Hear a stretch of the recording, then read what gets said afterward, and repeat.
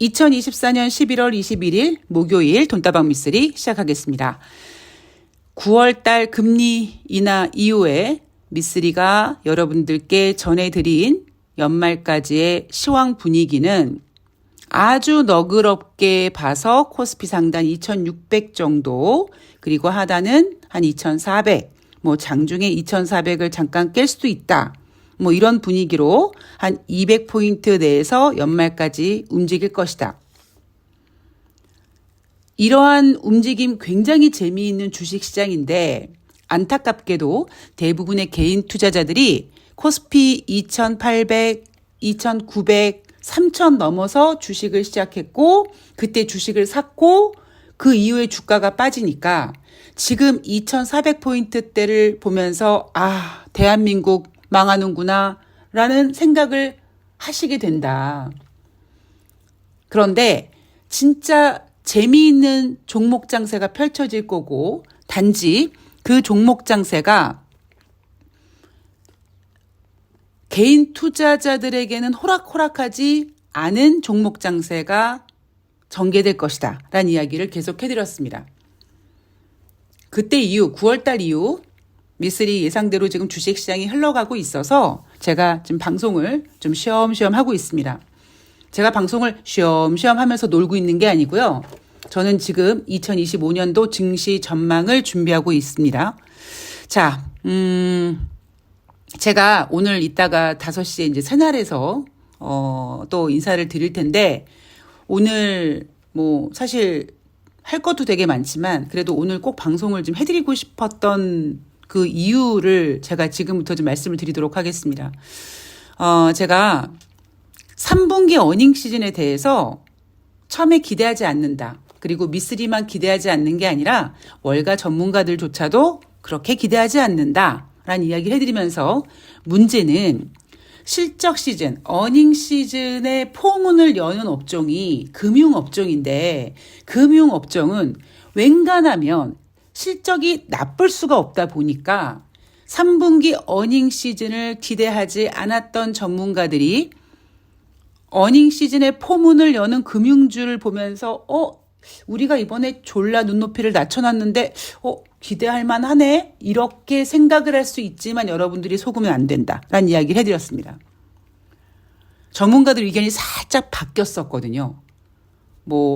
대형 기술주들 실적을 앞두고 어쩌고 저쩌고 막 해댔습니다. 제가 그때도 이런 얘기 해드렸습니다. 그리고 또 하나 중요한 포인트. 월가 전문가들은 이번 연말 미국의 소비 시즌 그렇게 기대하지 않습니다.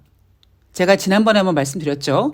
근데 제가 왜 이거를 강조하냐면 지난번에 3분기 어닝 시즌인 것처럼 연말 소비 시즌 기대하지 않는다라고 전망을 하고 있어요. 그런데 정작 11월 5일 이후 트럼프가 재선에 당선된 이후에 마치 초선에 당선됐을 때처럼 트럼프가 대통령이 되면 불안하다라고 외쳤던 전문가들이 정작 트럼프가 대통령이 되니까 미국을 위해서 일하겠지 하면서 주식시장이 올랐었다는 이야기를 하면서 이번에도 그럴 거에 대한 이야기를 해드렸습니다. 그래서 정작 트럼프가 당선이 됐고 주가가 트럼프 트레이드라고 하면서 올라갔어요. 그러면 사람들이 또 어떻게 생각을 하게 되냐면 전문가들 먼저 주식시장 좋으니까 연말 소비 시즌 이렇게 생각을 하게 됩니다. 제가 이 부분을 지금 최근 방송에서 굉장히 강조를 많이 해드리고 있어요. 왜냐? 그럴 거거든요. 그리고 저는 주식 투자를 하시는 분들이 제가 가끔씩 이제 목계에 대한 이야기를 해드리지 않습니까? 미쓰리는 목계가 되고 싶다. 다른 건 모르겠는데, 다른 부분, 주식 이외에는 잔망미도 있고, 정도 넘치고 하지만 주식에 있어서는 정말 어떠한 악재가 나와도 흔들림 없는 편안함을 보여준다. 이런 이야기를 자랑질을 좀 했었습니다.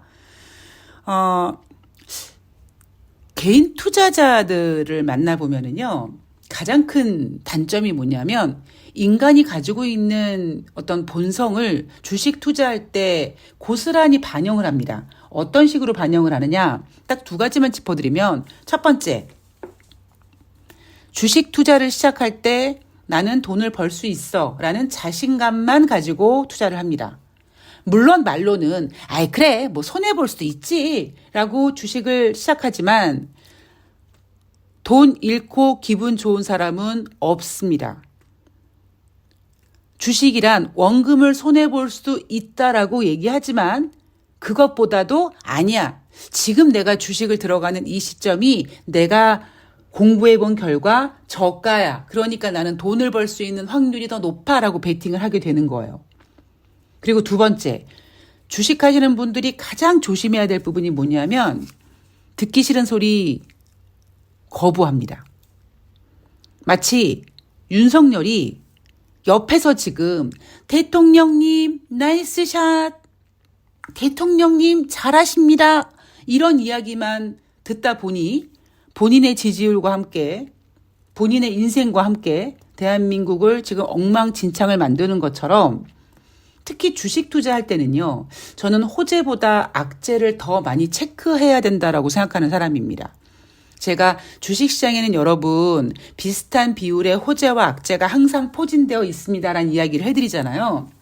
제가 여러분들한테 악재를 보십시오. 악재를 더 중요하게 보십시오. 라는 이야기를 하기에는 가뜩이나 우리 개인 투자자들은 겁이 많은데 이제 그렇게 하면 주식을 어떻게 내 주식 안 해 이러실까 봐 제가 비슷한 비율의 호재와 악재가 있습니다. 잘 체크해야 됩니다. 스포트라이트가 호재에 비춰졌을 때 혹시 보이지 않는 곳에서 악재가 꿈틀거리지 않나. 스포트라이트가 악재에 비춰졌을 때 혹시 보이지 않는 곳에서 어떤 희망의 호재가 무럭무럭 자라고 있지 않나. 그래서 늘 주식은 철두, 철미, 철상, 철화해야 된다고 말씀드리잖아요.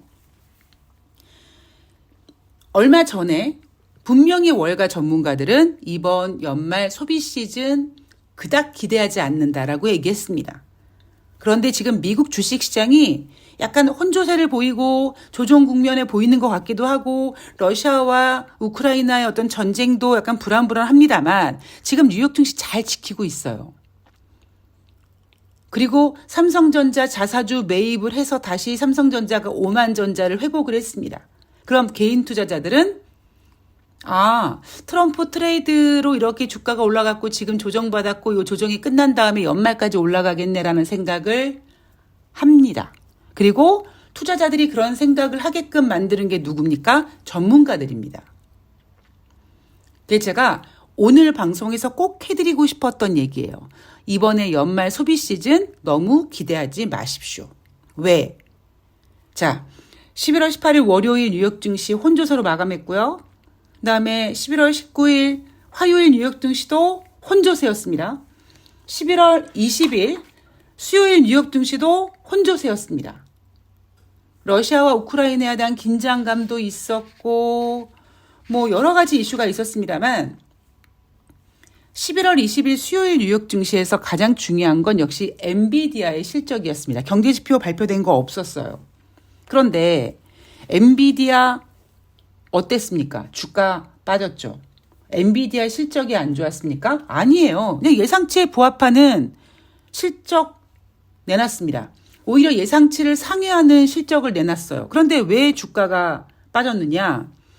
실적 전망치가 실망스러웠다라는 거죠. 그러니까 눈높이를 너무 낮추다 보니까 실적에 부합한 성적을 냈어. 와, 이게 아니라 뭐 너무 기대를 저만큼밖에 안 했는데 그거 겨우 맞췄네 뭐.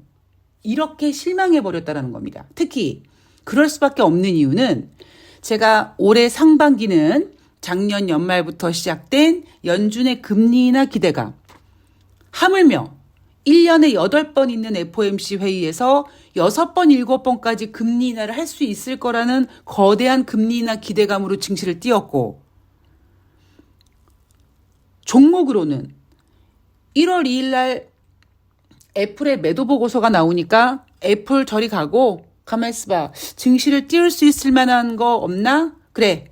AI, 엔비디아 너 일로 와. 너 엔비디아 네가 뉴욕 증시를 상승을 이끌어.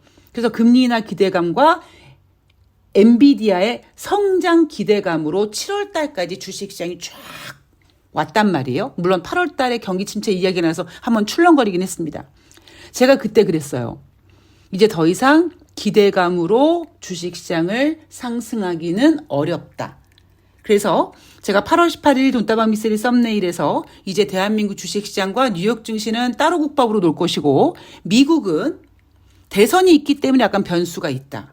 그럼에도 불구하고 기대감으로만 올라갈 수 있는 건 한계가 있다라고 했습니다. 9월 달에 연준에서 50bp를 금리를 인하했는데 주식시장이 그렇게 좋아하지 않았어요. 여러분 기억나실지 모르겠는데요. 9월 달 FOMC 회의에서 대부분의 전문가들이 25bp 금리 인하를 예상했습니다. 미쓰리만 50bp를 예상했어요. 근데 9월 달에 25bp 금리 인하를 예상했던 전문가들이 내놓았던 근거가 뭐냐면 만약에 9월 달에 50bp 금리를 인하하면 아유 미국 경제가 50bp를 인하해야 될 정도로 그렇게 그지 같아? 라고 생각할 수 있기 때문에 25를 해야 된다라고 했습니다. 물론 결과적으로 미쓰리가 맞췄죠. 근데 그때 제가 뭐라고 했냐면 50bp 금리 인하를 해서 시장이 싫어할 건 아니잖아. 금리 인하는 주식시장의 호재고요. 25보다는 어쨌든 50bp가 주식시장의 호재로 작용될 가능성이 높습니다. 대신 우리는 작년 연말부터 2024년 금리 인하 하다 6번, 7번까지 너무나 큰 기대, 미쓰리가 표현하건대 상상 임신처럼 거대한 기대를 하다 보니 50bp 금리 인하를 뚝 했어요. 자, 11월 달에 25bp를 또 했습니다. 그런데 지금 뉴욕 증시가 상승하는 게 금리 인하 때문에 올라가는 게 아니잖아요. 마찬가지로 엔비디아의 성장 기대감으로 작년 연말부터 아니죠. 정확히 올해 연초부터 증시를 너무 기대감으로 키워놔서 예상치에 부합하는 실적을 발표했습니다만 시장은 야씨 예상치를 땅바닥에다 붙여놓고 그렇게 낮게 했으니 뭐 그게 대단한 거냐? 이런 식으로 실망감이 더 커진 겁니다. 우리 속담인가요? 그런 말 있죠? 기대가 크면 실망도 크다. 저는 지금 엔비디아라든가 아니면 연준의 금리 인하가 주식시장에 미치는 영향이 이렇게 미미한 이유는 바로 기대가 너무 커서 뭐 실망까지는 아니지만 하여튼 기대가 너무 컸다라고 설명해 드릴 수 있을 것 같습니다. 자, 대한민국 주식시장 지금 현재 2,489포인트입니다. 삼성전자 자사주 매입을 해서 삼성전자가 장중에 7% 올라가고 난리 부르스를 치지만 대한민국 주식시장은 여전히 2,500포인트 아래에 꽉 막혀 있습니다. 제가 9월 달에 코스피 막 2,600 막 그랬을 때 방송에서 코스피 하단 한 2,400 그다음에 2,600도 아마 연말까지는 좀 너무 높은 수치가 될 겁니다. 그냥 미쓰리가 딱 좋아하는 수치가 한 2,500포인트, 한 2,400포인트 그 선입니다. 라고 방송에서 이야기했을 때 그 방송을 들으셨던 분들은 좀 미친년 아니야? 장난하냐? 이렇게 생각하시는 분들이 계셨을 거예요. 근데 지금 보십시오. 오늘이 11월 21일입니다. 11월 하순이에요. 그런데 코스피 미쓰리 예상대로 2,500포인트 아래에 와 있습니다. 제가 삼성전자 자사주 매입하고 삼성전자 막 지랄 발광 올라가서 조금 투자자들이 흥분된 상태일 수 있겠다. 그래서 오히려 제가 약간 방송을 조금 더 자제했던 이유가 있습니다. 그래 조금만 좀 진정된 다음에 그런 부분이 있습니다. 자, 특별한 경제지표가 지금 발표된 건 없었어요. 11월 18일 월요일 날은 전미주택건설업협회에서 발표한 11월 주택시장 지수 10월 달에 43이었는데 11월에 46으로 상승했다. 자, 그리고 지금 현재 12월 달 기준금리 동결 가능성이 40%대로 움직이고 있고요. 그리고 금리 결정에 대해서는 캔자스시티 연방은행 총재는 정책금리를 어디까지 내려야 될지 불확실하다라는 얘기를 하는 사람도 있고 미셸 보멘 연준 이사는 추가금리 인하에 신중해야 된다라고 얘기하기도 했습니다. 이 미셸 보멘 연준 이사 같은 경우는요. 9월 달에 유일하게 25bp를 인하해야 된다고 주장했던 사람입니다. 그 얘기는 뭡니까? 다른 연준 위원들은 다 50bp 금리 인하를 예상했어요. 그게 주는 의미가 뭐겠습니까? 미쓰리가 9월 달에 연준이 50bp 금리 인하할 것이다라고 봤던 근거는 미쓰리 머릿속에 있는 경제 지표입니다.